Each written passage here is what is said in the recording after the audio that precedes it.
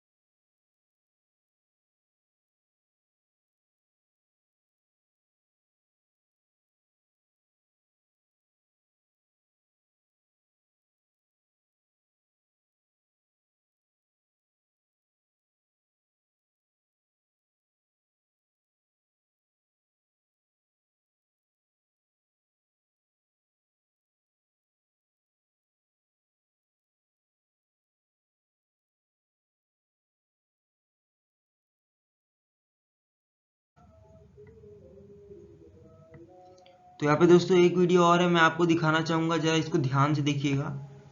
आप हैरत करेंगे, मेरा राष्ट्रपति जी से अपॉइंटमेंट था और मैं तब तक गवर्नर था, तो मैं उनसे मिलने जा रहा था। रास्ते में मुझे राष्ट्रपति भवन से फ़ोन आया कि आपका आज का वो कहीं बिजी हो गई है, कैंसिल हो गया। मुझे बताया गया कि इनका तो अपॉइंटमेंट लिस्ट भी पीएमओ में जाती है, वहाँ से क्लियर होती है, उनसे मिलते हैं। ये प्रेसिडेंट मुर्मू की बात कर रहे हैं? या उनकी appointment list gets cleared by the PMO. Yes, She can't meet anyone she wants. Yes, So she's a puppet of the Prime Minister. Of course. But this is disrespect to the highest person in the country. यहाँ कोई नामुमकिन नहीं है। ये सब कुछ लोग सुन पाएंगे, ये सब कुछ सरकार भी सुनेगी, और हो सकता है ये प्रधानमंत्री के कानों तक भी पहुंचे। तो अभी 1 घंटे में पहुँच जाएगा। आपको कोई इसके बारे में चिंता या फिक्र है? मैं क्या कर, मैं फकीर आदमी हूँ, मेरा क्या बिगाड़ है? जेल भेज देंगे। बहुत बार गया हूँ मैं जेल। और कश्मीर के मामले में तो मुझे सख्त हिदायत थी कि तुम कुछ नहीं बोलोगे। गोवा में मुझे फ़ोन करके कहा एक दिन उन्होंने, अरे यार तुम फिर कश्मीर पे बोल दिए। मैं कहा साहब मैं बोला नहीं। उसने वो इन्फरेंस ड्रॉ किया, तो कहा कि कश्मीर पे अगर आप दोबारा बोले तो मैं फिर आपसे कभी नहीं मिलूंगा। तो दोस्तों आपने देख लिया इन्होंने क्या क्या रिमार्क दिए हैं। चलिए आगे जानते हैं इस वीडियो के बारे में। आप हैरत कर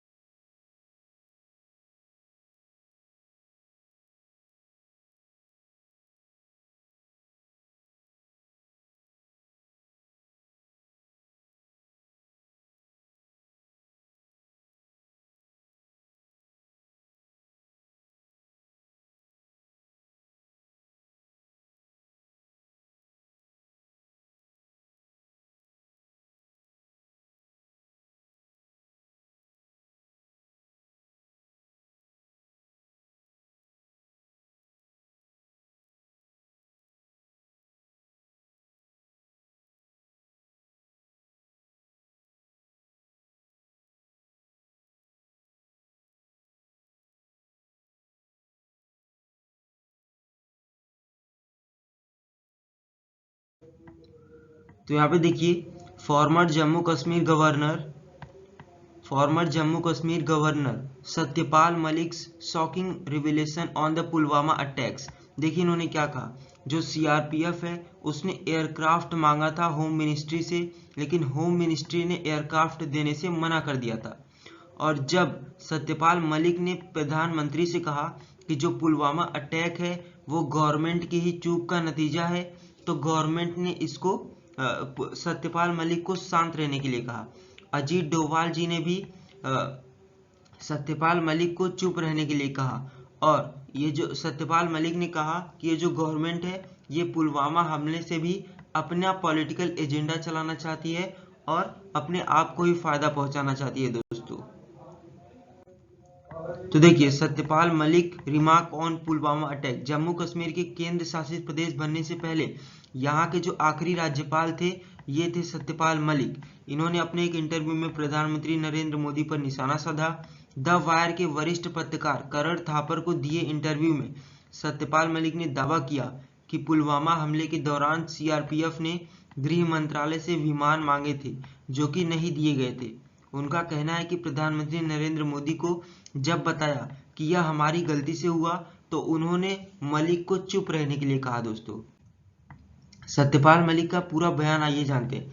सीआरपीएफ ने उनके लोगों को ले जाने के लिए एयरक्राफ्ट मांगा था क्योंकि इतना बड़ा काफिला कभी रोड से नहीं जाता।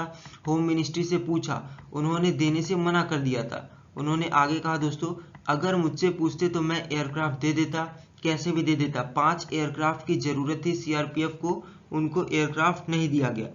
और दोस्तों जम्मू कश्मीर के जो पूर्व राज्यपाल मलिक हैं उन्होंने ये भी कहा प्रधानमंत्री को बताई गई कि ये हमारी गलती से हुआ, अगर हम एयरक्राफ्ट दे देते तो ये नहीं होता।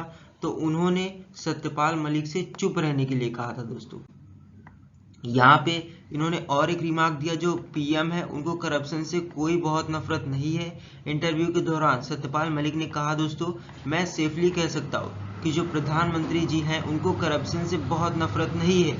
उन्होंने कहा, नरेंद्र मोदी जी के बारे में मेरी वो ओपिनियन नहीं जो सारी दुनिया की है। मैं जब भी उनसे मिला, he is very ill inform person. दोस्तों इंपॉर्टेंट है, यहाँ पे इन्होंने नरेंद्र मोदी को बहुत ही कम जानकारी वाला इंसान बोला है, यानी नरेंद्र मोदी जी को किसी भी चीज के बारे में सही इंफॉर्मेशन नहीं है, उनको कोई जानकारी नहीं है, मस्त है अपने में, टू हेल विद इट जो हो रहा है दोस्तों। ये बहुत ही इंपॉर्टेंट रिमार्क है।